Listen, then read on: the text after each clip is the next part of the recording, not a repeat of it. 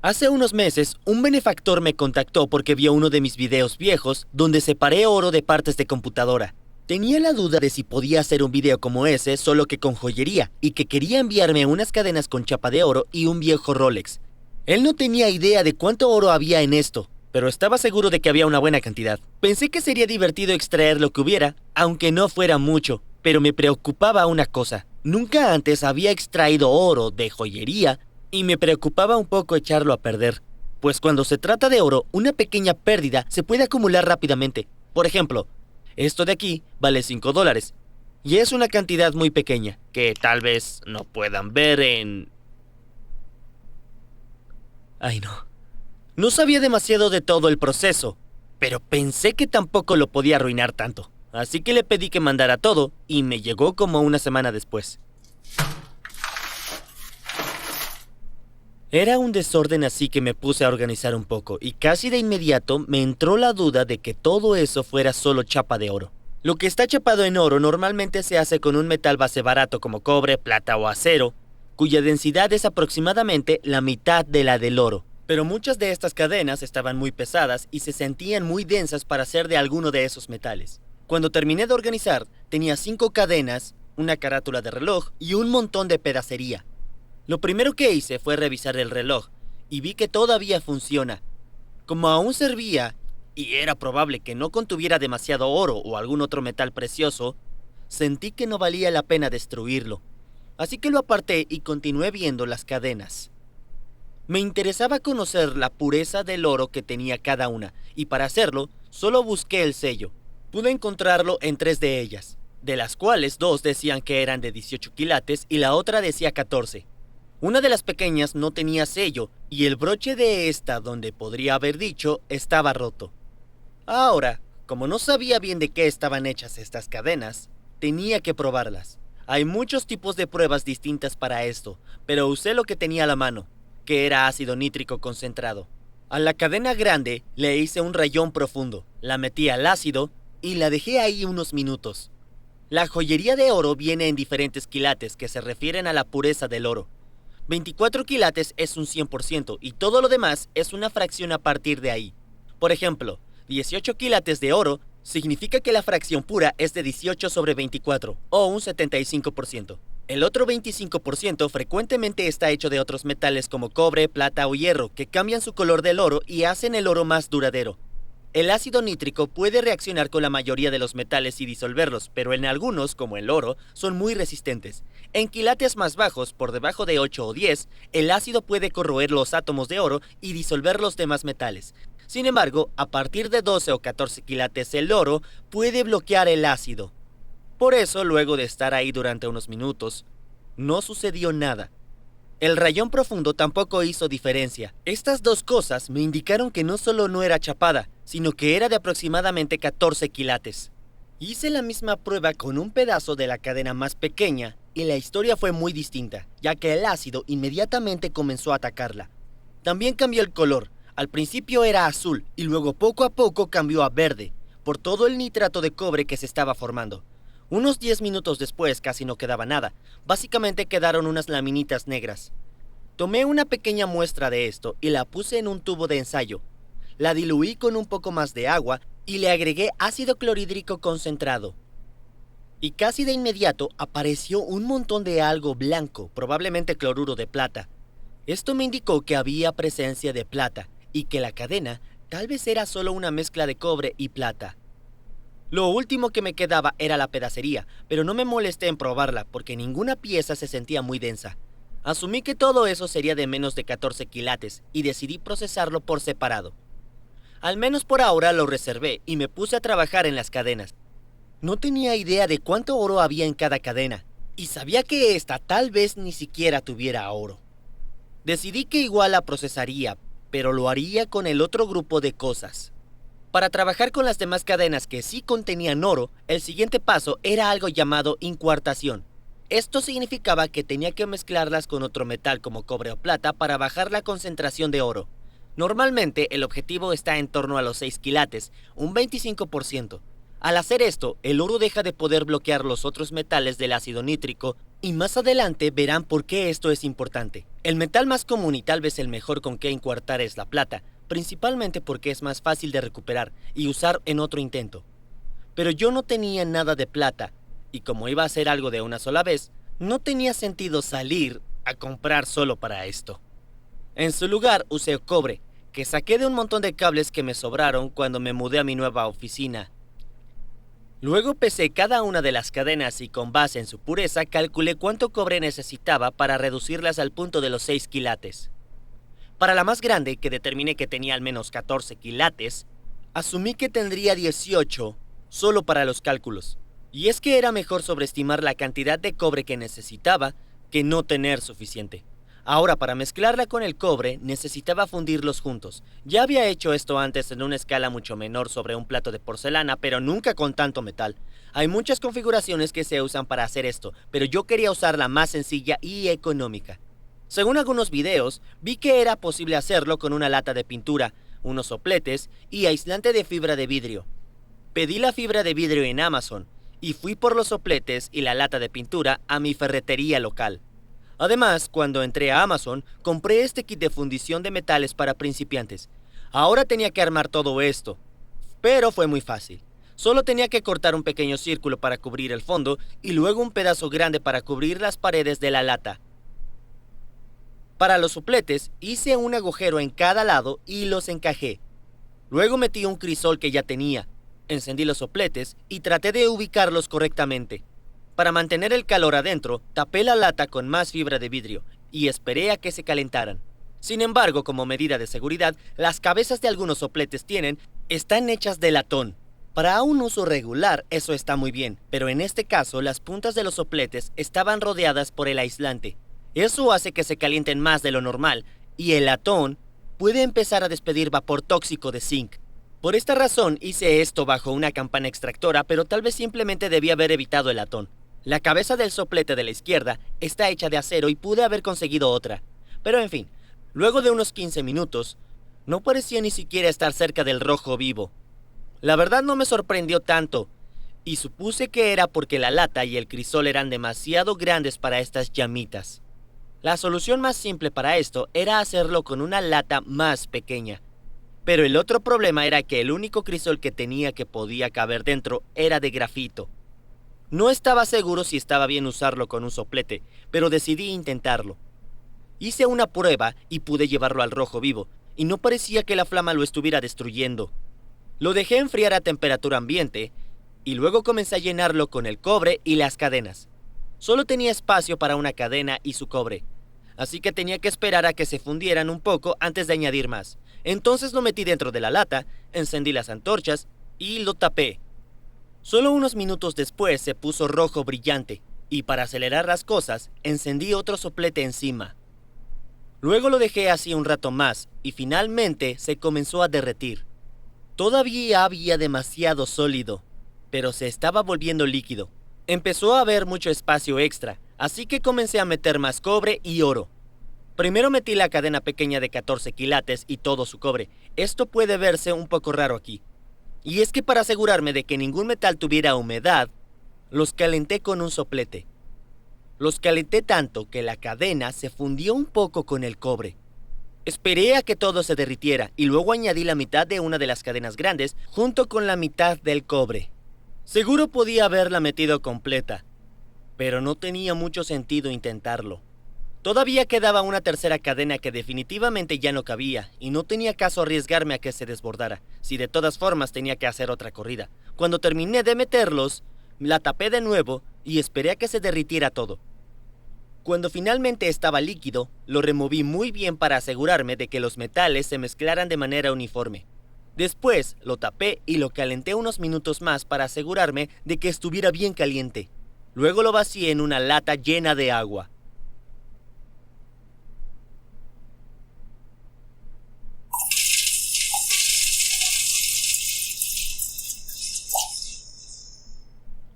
Terminé y metí el crisol nuevamente y preparé la segunda corrida. Para hacer todo más rápido y asegurarme de que no hubiera humedad, les di al cobre y a las cadenas de oro una buena precalentada. Luego, lentamente metí todo en el crisol. Primero lo hice con las pinzas, pero luego vi que si lo hacía así con todo el cobre iba a tardar años, así que lo vacié todo de un frasco. Fue mucho más rápido hacerlo así, pero definitivamente menos preciso, y terminé perdiendo algo de cobre. Sin embargo, eso no fue mucho problema, porque una pequeña cantidad de cobre menos no iba a hacer mucha diferencia. Cuando se derritió todo, lo revolví como antes, y lo dejé reposar unos minutos más.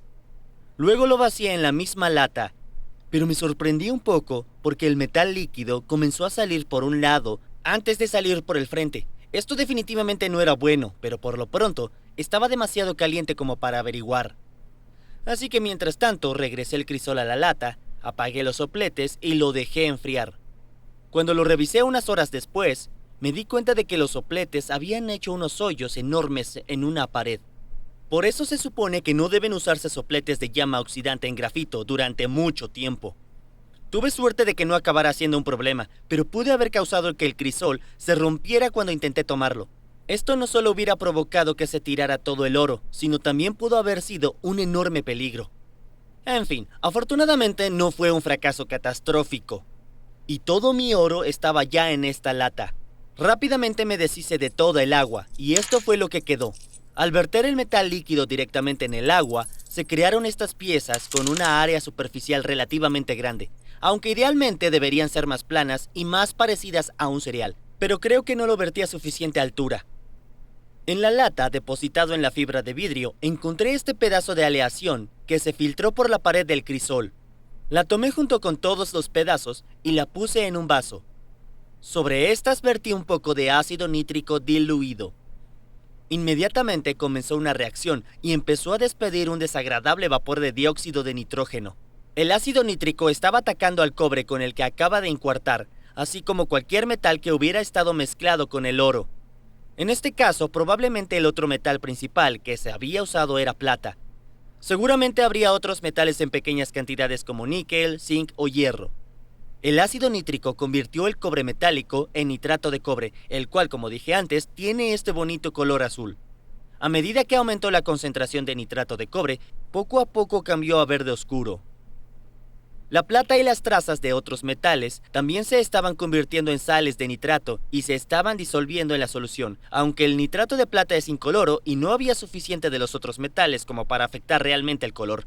Cuando la reacción se apagó, agregué otra carga de ácido nítrico diluido y de nuevo comenzó a burbujear como loco.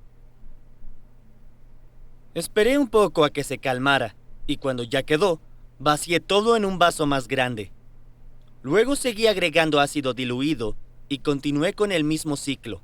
Como mencioné antes, usé aquí ácido diluido en lugar de concentrado y hay dos razones importantes.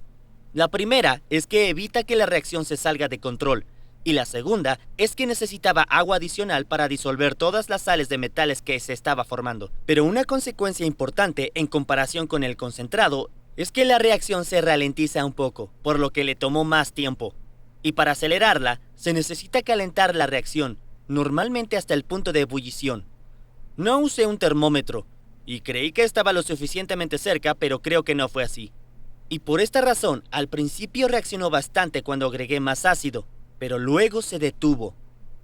Sin embargo, solo al ver lo que había en el fondo, supe que aún quedaba mucho cobre.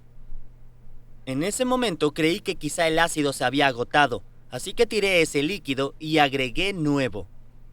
Pero volvió a pasar lo mismo, lo que me hizo sospechar. Aún así, decidí tirarlo todo y agregar ácido fresco otra vez. Esto terminó estancándose también, así que vertí aún más, pero no parecía estar sirviendo mucho.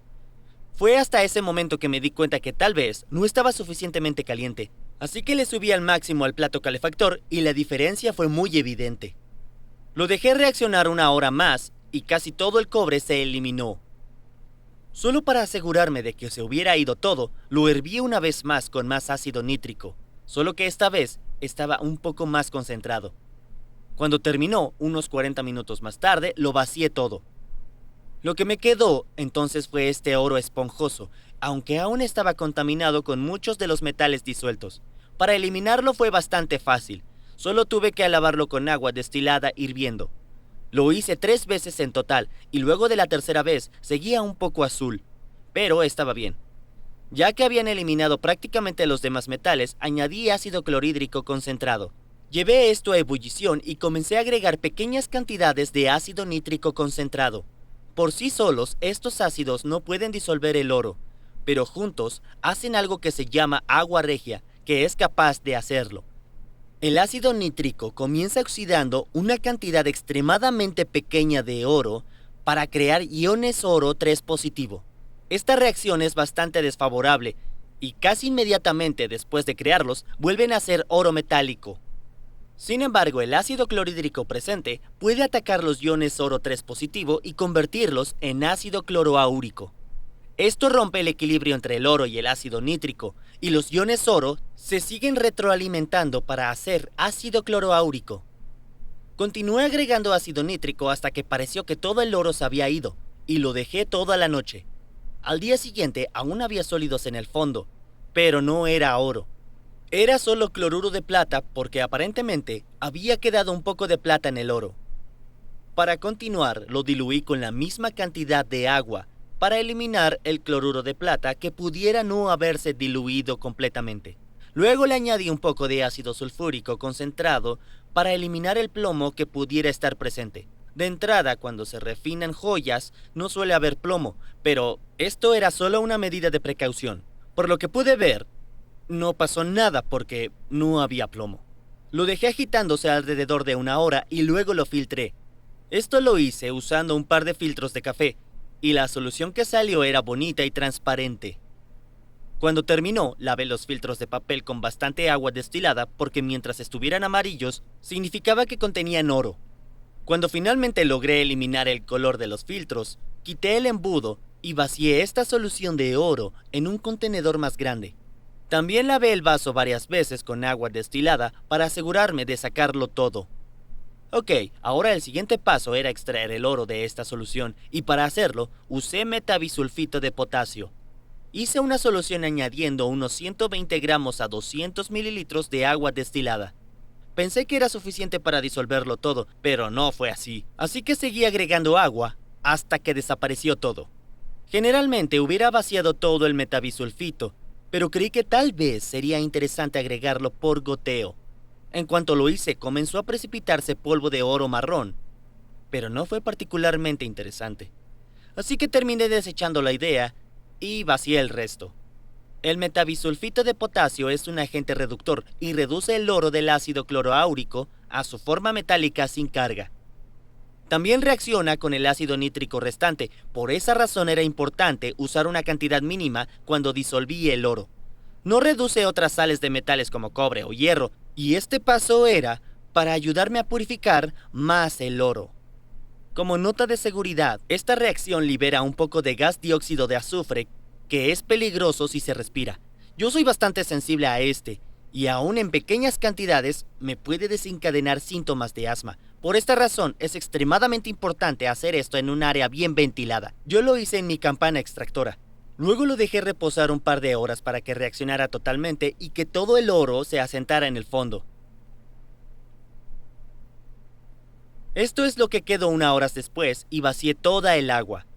Transferí todo el oro a otro vaso de precipitados con la ayuda de bastante agua destilada. Luego lo llevé a ebullición y después de calentarlo un par de minutos, vacié el agua. Este paso de lavado lo repetí 4 veces más con agua destilada hirviendo. Para este momento, el oro normalmente está suficientemente puro, pero yo quería tenerlo lo más puro posible. Así que decidí hacer otro paso de lavado, pero esta vez con ácido clorhídrico hirviendo. Cuando añadí el ácido concentrado, se volvió amarillo porque una cantidad extremadamente pequeña de oro se pudo disolver. Pero como dije, la cantidad era extremadamente pequeña y no valía la pena preocuparse por ella. Llevé esto a ebullición y repetí los mismos pasos 4 veces, y con cada uno la solución iba perdiendo color. Después del último paso de ácido, lo repetí 2 veces más con agua destilada hirviendo. Para comparar rápidamente, si vemos el oro antes y después del ácido, es bastante distinto. El color es mucho más claro y eso aparentemente indica mayor pureza. Vacié lo más que pude del agua y luego lo regresé al plato calefactor para secarlo. Cuando se eliminó casi todo el agua, lo revolví un poco y lo dejé reposar sobre el plato varios minutos más. De tanto en tanto lo volví a revolver y al final me quedé con un polvo bastante seco. Era mucho más oro de lo que había tenido en mi vida y cuando lo pesé, resultaron unos 75 gramos. En base en los quilates de las cadenas, esperaba obtener unos 77.9 gramos, y esto estaba muy cerca. Esa estimación la basé en el supuesto de que la cadena sin sello era de 18 quilates, pero quizá no era así. Además, la cantidad de oro en las otras cadenas podía haber sido ligeramente menor de lo que marcaban los quilates. Ahora lo que tenía que procesar era toda la pedacería. No la incluí en el lote principal, porque no estaba seguro de qué contenía, por eso decidí procesarla por separado. Todo parecía ser chapado o de pocos quilates de oro, así que no tenía sentido una incuartación. Directamente comencé a agregar el ácido nítrico y como antes, hubo una gran reacción inicial, pero terminó rápidamente. Luego agregué el líquido de la prueba que le hice antes al pedazo de la cadena pequeña. También agregué toda la cadena, que probablemente era solo cobre y plata. Herví todo esto un par de horas, y cuando dejó de reaccionar, supuse que estaba listo. Vacié todo y lavé lo que estaba en el fondo unas cuantas veces con agua destilada. Parecía que casi todo se había disuelto salvo algunas cosas que estaban completamente bañadas de oro. Luego, igual que antes, vertí ácido clorhídrico, esperé a que hirviera y agregué ácido nítrico en cantidades pequeñas.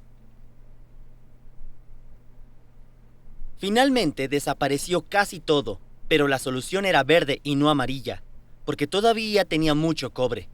La dejé enfriar toda la noche y en la mañana le eché bastante agua. Luego la revolví y agregué un poco de ácido sulfúrico. Después la dejé reposar como una hora y luego la filtré. Era exactamente el mismo sistema de antes, solo con un embudo y algunos filtros de café. Finalmente terminó y el siguiente paso era ver cuánto oro había en realidad. Para esto agregué una solución de metabisulfito de potasio hasta que todo el oro se precipitó. Luego lo revolví y lo dejé reposar unas cuantas horas. Cuando regresé vacié todo el agua y había mucho más oro del que esperaba. La verdad es que pensaba que no iba a sacar gran cosa, pero era una cantidad bastante buena. Ahora tenía que limpiarlo un poco e hice exactamente lo mismo que antes. Empecé con lavados con agua, luego hice unos con ácido y terminé con otros de agua. Lo sequé en mi plato calefactor hasta tener un bonito polvo de oro y después lo pesé. Como ya dije, realmente no esperaba obtener demasiado de esto y me sorprendió bastante que fueran casi 6 gramos y medio.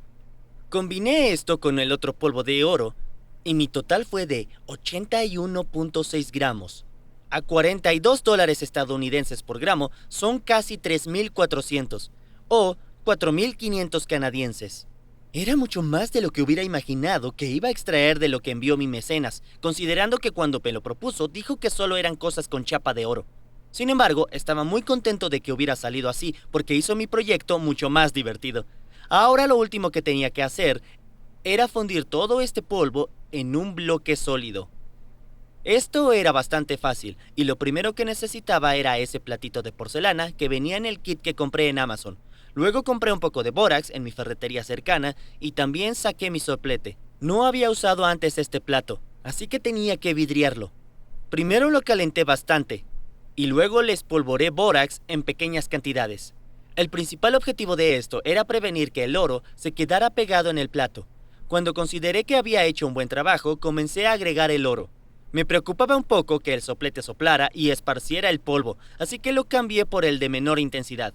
Sin embargo, el oro era suficientemente denso y parecía que eso no iba a ser un problema, así que regresé con el otro soplete. El oro comenzó a derretirse relativamente rápido y le fui agregando más polvo y de vez en cuando más bórax. Cuando por fin terminé, me quedó esta burbuja gigante de oro.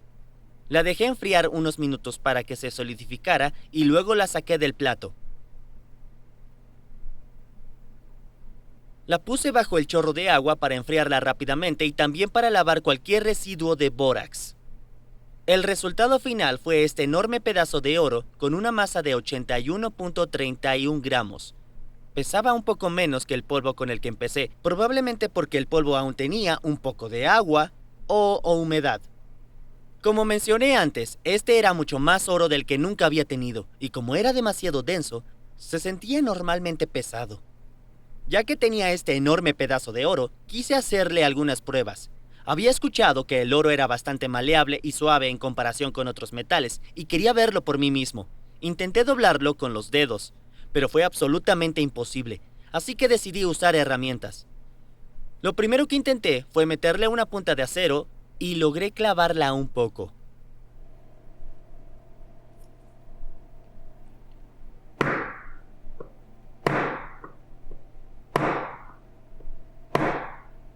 Pero con un martillo logré atravesarlo hasta el otro lado.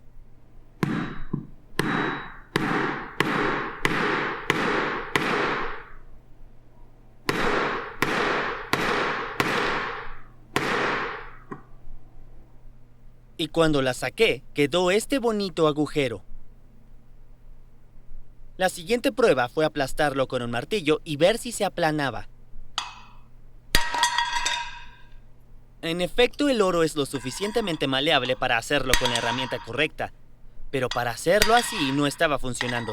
Lo único que logré hacerle fue un montón de marcas de martillo y no se aplanó demasiado. Ahora la última prueba era ver si podía cortarlo con un par de pinzas. Esto es fácil con algunos metales suaves, pero el oro era relativamente duro. Pude sacar algunos pedazos pequeños, pero eso fue todo.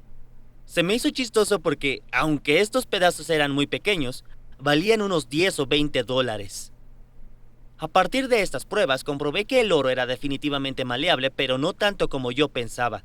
Sin embargo, lo suficiente como para que hacer algo de oro puro no sea la mejor idea. En joyería, cosas como anillos y cadenas sin duda se deformarían con el tiempo y posiblemente se romperían.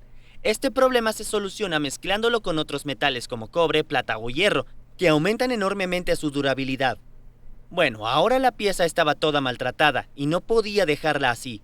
Quería arreglarla y pensé que sería muy cool hacer unos lingotes de oro pequeñitos, así que regresé todo a mi plato y empecé a derretirlo. Al mismo tiempo, calenté el molde de grafito que venía en el kit que compré en Amazon. Cuando estuvo líquido otra vez, tomé el plato y con cuidado vertí parte del oro.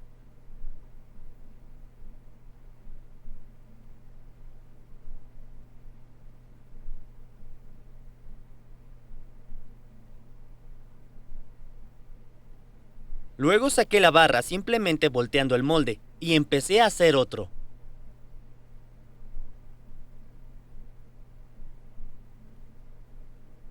Cuando acabé, lo que me quedaba de oro era justo para llenar uno de los más pequeños. Los saqué también rápidamente y los enfrié todos bajo el agua, y este fue mi resultado final. Por supuesto estaban lejos de ser perfectos, pero me gustó mucho cómo quedaron. De los residuos del ácido nítrico también pude recuperar un poco de plata e hice una barra con ella. Consideré que no cabría en este video, pero si les interesa ver cómo obtuve la plata y lo que hice con los residuos en general, hice otro video. Este no está publicado en mi canal principal, pero lo pueden encontrar en mi otro canal llamado Nile Blue. Hay un enlace en la descripción. Como última cosa, luego de todo esto, fui a una empresa llamada Kitco y les pedí que probaran la pureza del oro y de la plata. Al principio me dijeron que ambos eran 100% puros, pero no sabían que yo quería los resultados impresos. Así que volvieron a hacer la prueba, pero esta vez los resultados fueron un poco distintos. La plata sí era 100%, pero dijeron que el oro era 99% y que el resto era tuxteno. Sin embargo, creo que eso es un error, porque si saqué el 100% del cobre y la plata, no hay forma de que hubiera quedado un 1% de tuxteno por ahí. Cuando publiqué esto en Patreon hace unos días, uno de mis patrocinadores, Víctor, me dio una buena explicación de por qué pudieron haberme dicho que había tuxteno. El oro se probó con algo llamado fluorescencia de rayos X o XRF y me dijo que a veces puede haber confusión entre el oro y tuxteno porque con la XRF los picos del tuxteno y el oro son muy similares. Otro patrocinador encontró estos dos resultados de XRF de tuxteno y oro y se puede ver cómo algunos de los picos se empalman ligeramente. Víctor me dijo también que ni siquiera necesitaba encuartar en este video y que hay otro método que se puede hacer en el que la joyería se trata directamente con agua regia.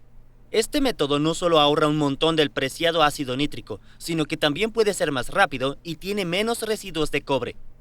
En fin, en conclusión, logré extraer el oro y no lo arruiné totalmente. Lo único triste es que no me podía quedar con el oro.